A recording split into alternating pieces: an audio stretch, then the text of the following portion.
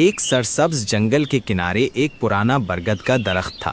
اس درخت پر کبوتروں کا ایک بڑا غول رہتا تھا۔ ان میں ایک کبوتر تھا جس کا نام سفیدو تھا۔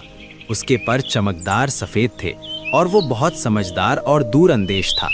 ایک دن سفیدو خوراک کی تلاش میں درخت سے تھوڑا دور گیا۔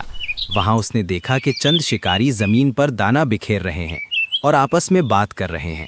ایک شکاری بولا، کل صبح یہاں جال بچھائیں گے، سارے کبوتر دانہ چگنے آئیں گے اور آسانی سے پکڑے جائیں گے۔ سفیدو یہ سن کر گھبرا گیا، مگر ہمت کر کے فوراً واپس درخت پر آیا۔ اس نے سب کبوتروں کو جمع کیا اور کہا، دوستو، کل اس جگہ مت جانا، وہ دانہ جال ہے، دانہ نہیں، ہمیں یہ درخت چھوڑ کر دوسری جگہ جانا ہوگا۔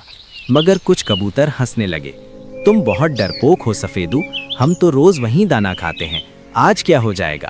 سفیدوں نے بہت سمجھایا مگر کسی نے اس کی بات نہ مانی۔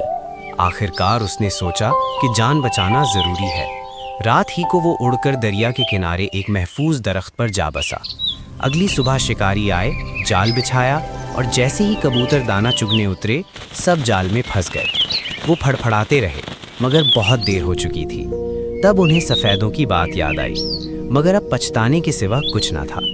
ادھر سفیدوں نئے درخت پر محفوظ بیٹھا آسمان کی طرف دیکھ کر بولا، عقل وقت پر استعمال کی جائے تو نقصان سے بچ سکتے ہیں۔ اگر آپ کو ایسی سبق آموز کہانیاں پسند ہیں تو مکمل کہانی دیکھنے کے لیے چینل پر موجود دوسری ویڈیوز ضرور دیکھیں۔